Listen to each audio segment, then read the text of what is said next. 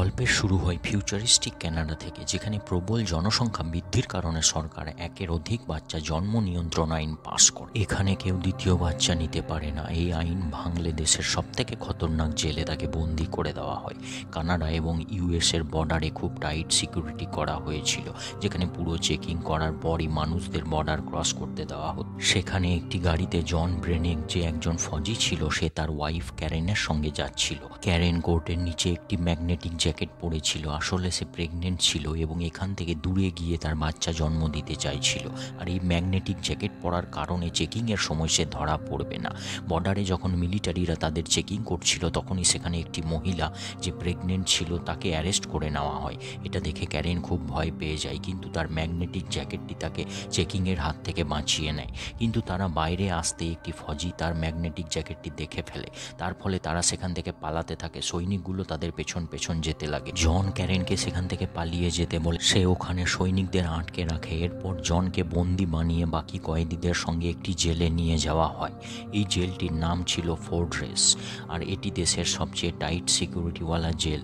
এটি মরুভূমির মাঝখানে অবস্থিত। এই জেল থেকে পালানো একদম অসম্ভব। যখন কয়েদিদের জেলের ভেতরে আনা হয়, তখন গার্ড তাদের পুরো উলঙ্গ করে চেকিং করে। এরপর সকল বন্দীদের একটি রুমে নিয়ে যাওয়া হয় এবং তাদের পাটে একটি হাইটেক ট্র্যাকার ভরে দেওয়া হয়। এই ট্র্যাকারের কাজ ছিল, যদি কোনো কয়েদি জেলের নিয়ম ভাঙে, তাহলে এই ট্র্যাকারটি অ্যাক্টিভেট হয়ে সেই কয়েদির পেট ফাটিয়ে দেবে।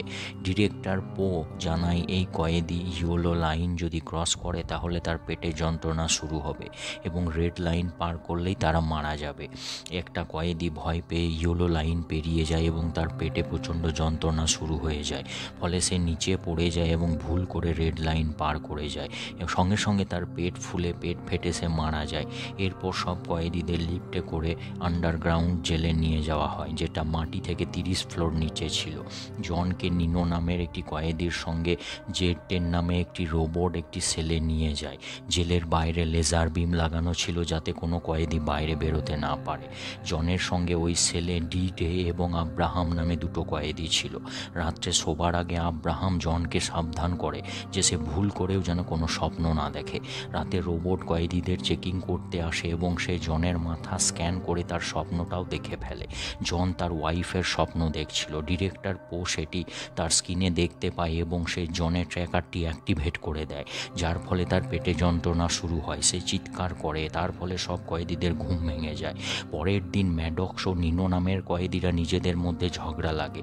জন তাদেরকে ছাড়াতে যায়, তার ফলে 3 জনের পেটে সিকিউরিটি ডিভাইস অ্যাক্টিভ করে দেওয়া হয়। এরপরে 3 জনকে একটি ছোট ছোট সেলে রাখা হয় এবং জিজ্ঞাসা করা হয় প্রথম ফাইট কে শুরু করেছিল। নিজের বন্ধুকে বাঁচানোর জন্য জন নিজেই দোষ স্বীকার করে নেয়। এরপর জনকে ডিরেক্টর পোয়ের অফিসে নিয়ে যাওয়া হয়।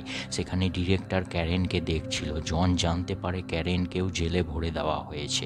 ডিরেক্টর জন এবং ক্যারেনকে টর্চার করা শুরু করে দেয়। এরপরে আব্রাহাম জনকে বলে ফ্লোর এ এবং বিতে সব মহিলা কয়েদি আছে, তাই ক্যারেনও ওখানে বন্দি থাকবে। ক্যারেন আরেকটি প্রেগনেন্ট মহিলার সঙ্গে বন্দি ছিল। যখনই তার পেটে যন্ত্রণা শুরু হয়, গার্ড তাকে ধরে নিয়ে যায়। যেখানে সমস্ত কয়েদি প্রেগনেন্ট ছিল, ক্যারেনের মনে সন্দেহ হয় যে নিউ বর্ন বেবিগুলোর সঙ্গে নিশ্চয়ই কিছু না কিছু করা হয় এখানে। অন্যদিকে ম্যাডক্স জনের উপর হামলা করে দেয় এবং দুজনের মধ্যে দারুণ ফাইট শুরু হয়। ক্যারেন তার ফ্লোর থেকে জনকে দেখে হতবাক হয়ে যায়। জন ম্যাডক্সকে ওপর থেকে নিচে ফেলে দেয়। ম্যাডক্স কোনো রকমে ঝুলে তার প্রাণ বাঁচায়। অন্যদিকে ডিরেক্টর পো জনকে অর্ডার দেয় সে যেন তাকে মেরে দেয়, কিন্তু জন তার কথা মানে না। সে ম্যাডক্সকে উপরে টেনে প্রাণ বাঁচিয়ে দেয়। এর ফলে ডিরেক্টর রেগে যায় এবং ম্যাডক্সের পেটের ডিভাইসটি অ্যাক্টিভ করে দেয়। তার ফলে সে পেট ফেটে মারা যায়। সিকিউরিটি গার্ড জনকে ধরে নিয়ে যাওয়ার আগেই জন ম্যাডক্সের পেটের সিকিউরিটি ডিভাইসটি নিয়ে নেয় এবং অতি চালাকির সঙ্গে ন্যানোকে সেটি দিয়ে দেয়। এরপর ক্যারেনকে একটি রুমে নিয়ে আসা হয়, যেখানে জনকে একটি বড় গোল মেশিনের সঙ্গে বেঁধে রাখা হয়েছিল। এই রুমের নাম ছিল মাইন্ড ওয়াই। জনকে দেখানো হয়ে গেলে কিছু সময় পর ক্যারেনকে রুম থেকে গার্ড নিয়ে চলে যায়। এরপর মেশিনটি জোরে জোরে ঘুরতে শুরু করে, যার ফলে জনের মাথা খারাপ হতে থাকে। আর এটি ছিল ডিরেক্টরের অর্ডার না মানার সাজা। ওই মেশিনে থাকার সময় জনের মাথাতে তার ট্রেনিংয়ের সময়ের ঘটনা আর ক্যারেনের সঙ্গে কাটানো সময়ের কথা মাথাতে ঘুরতে থাকে। 3 দিন পর ডিরেক্টর ক্যারেনকে অফিসে ডাকে। ডিরেক্টর বুঝতে পারছিল না জন এখনও কিভাবে বেঁচে আছে, কারণ 1 ঘন্টার বেশি এই মেশিনে কেউ বেঁচে থাকতে পারে না। ডিরেক্টর ক্যারেন ক্যারেনকে বলে জনকে ডিভোর্স দিয়ে যদি সে তার সঙ্গে থাকে তাহলে সে তাদের প্রাণ বকশিস দেবে। ইচ্ছা না থাকা সত্ত্বেও ক্যারেন তার জীবনের কথা ভেবে রাজি হয়ে যায়। জনকে যখন তার সেলে পাঠানো হয় তখন সে একটি নির্জীবের মতো হয়ে গেছিল। সে চুপচাপ থাকতো, কারোর সঙ্গে কথা বলতো না, এমনকি কোনো কিছুর ব্যথাও সে অনুভব করতো না। ক্যারেন এখন ডিরেক্টরের সঙ্গে থাকতে লেগেছে। একদিন সে দেখে ডিরেক্টর তার শরীরে অনেক তার লাগিয়ে বসে রয়েছে। এখান থেকে ক্যারেন জানতে পারে ডিরেক্টরকে মডিফাই করে একটা অ্যাডভান্স মেশিনে পরিণত করা হয়েছে। তার না খাবার দরকার না ঘুম, শুধু মাসে একদিন তার লাগিয়ে এই অ্যামাইনো অ্যাসিড নিলেই তার হয়ে যায়। এবং জেলে জন্ম হওয়া সমস্ত বাচ্চাদের সঙ্গেও ঠিক এটাই করা হয়। অনেক অপারেশন করে তাদেরকে অ্যাডভান্স হিউম্যানে পরিবর্তন করা হয়। আসলে তারা চায় একদিন গোটা পৃথিবী অ্যাডভান্স হিউম্যানে পরিবর্তিত হয়ে যাক, যাদের না থাকবে কোনো ক্ষুধা, না থাকবে তৃষ্ণা। এদিকে 4 মাস হয়ে গেছে কিন্তু জনের অবস্থার কোনো পরিবর্তন নেই। আব্রাহাম তার শেভিং করতে করতে তাকে ক্যারেনের কথা মনে করায়, কিন্তু জন কোনো কথা বলে না, তার চোখ থেকে জল পড়তে থাকে শুধু। একদিন রাত্রে ক্যারেন ডিরেক্টরকে খুব ড্রিঙ্ক করায় এবং বেহুশ করে দেয়। এরপর ডিরেক্টরের রোবটের মাধ্যমে ক্যারেন জনের ব্রেন ওয়াশ করতে লাগে।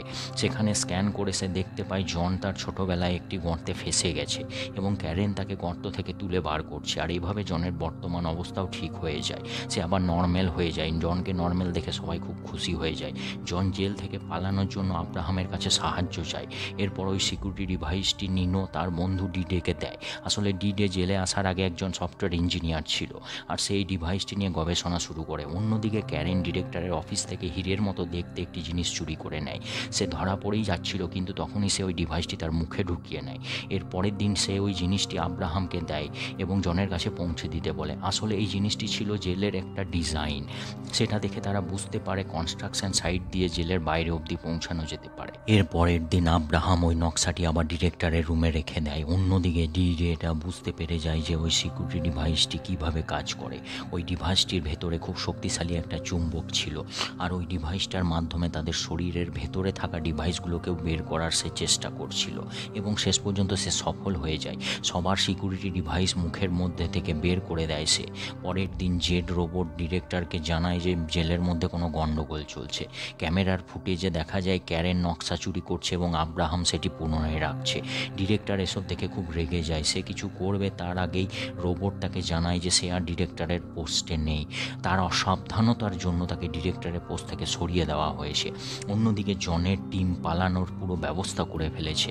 তারা সব সিকিউরিটি ডিভাইসগুলো কনস্ট্রাকশনের একটি পাইপের ওপরে লাগিয়ে দেয় এবং নিজেদের মধ্যে ঝগড়া করার নাটক করতে থাকে। জেড রোবট যখন বুঝতে পারে যে তারা ঝগড়া করছে তখন তাদের ডিভাইসগুলি অ্যাক্টিভেট করে দেয়। তাদের পেটের সিকিউরিটি ডিভাইস পাইপের মধ্যে লাগা ছিল, তাই সেটি ব্লাস্ট করে পাইপটি ফেটে সেখান দিয়ে পালানোর রাস্তা তৈরি হয়ে যায় এবং সবাই পালাতে লাগে। কিন্তু ডিরেক্টর কন্ট্রোল রুম থেকে পাইপের ভেতরে গরম হাওয়া চালনা করে দেয়। অন্যদিকে হাইটেক রোবট সব কয়েদিদের ওপর গুলি চালাতে লাগে।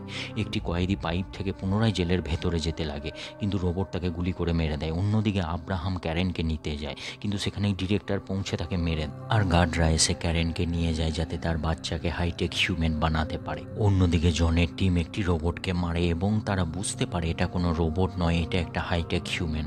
আর তার বন্দুকটি জন নিয়ে নেয় এবং বাকি রোবটদের ওপর গুলি মারতে মারতে ভেতর অবধি পৌঁছায়। এরপর সবাই একটা লিফটে চেপে ওপরে পৌঁছায়। তারপর তারা ডিরেক্টরের রুমে গিয়ে দেখে ক্যারেনকে একটি রুমের মধ্যে বন্ধ করে দেওয়া হয়েছে এবং জোর করে তার ডেলিভারি করার চেষ্টা চলছে। জন ডিরেক্টরকে ধমকি দিয়ে বলে অপারেশন আটকাতে, কিন্তু ডিরেক্টর তো এখন ডিরেক্টর ছিল না, তাই সে তার কথা কেউ মানবে না। তখনই একটা রোবট তাদের ওপর গুলি চালাইয়ে দেয়। তখনই সব কয়েদি সেখান থেকে লাফিয়ে দেয়, তার ফলে গুলিটি সোজা ডিরেক্টরের ওপরে গিয়ে লাগে এবং সে মারা যায়। ডি-ডে কন্ট্রোল প্যানেল থেকে ডাক্তারদের আটকানোর চেষ্টা করে, কিন্তু তখনই একটা রোবট তাকে গুলি মেরে দেয়। জন তার বন্ধুর বদলা নেয় এবং ডি-ডে তার শেষ চেষ্টা দিয়ে জেলের সমস্ত বিদ্যুৎ সংযোগ বন্ধ করে দেয়। তার ফলে ডক্টররাও থেমে যায়, জেলের সিকিউরিটি সিস্টেমও বন্ধ হয়ে যায়। এই সুযোগে জেলের সমস্ত কয়েদি পালাতে লাগে। এরপর নিনো ক্যারেনকে নিয়ে আসে এবং জেলের একটি ট্রাকে করে বাইরে বেরিয়ে যায় এবং মেক্সিকার বর্ডার ক্রস করে যায় এবং ক্যারেন বাচ্চা জন্মই দিতে যাচ্ছিল। হঠাৎ করে একটি ট্রাক, সেই জেলের ট্রাকটি, সেটি তাদের উপরে এগিয়ে আসে। আসলে এই ট্রাকটি এখনও রোবট দ্বারা কন্ট্রোল হচ্ছিল। জন ট্রাকটিকে গুলি করে নষ্ট করে দেয়, কিন্তু দুর্ভাগ্যবশত সেই ট্রাকটি ওই ঝুপড়িতে গিয়ে ধাক্কা খায় যেখানে ক্যারেন ছিল। জন হতাশ হয়ে দেখতে যায়, তখন দেখে ক্যারেন আগে থেকেই বাইরে বেরিয়ে গেছে এবং সে একটি বাচ্চারও জন্ম দিয়েছে।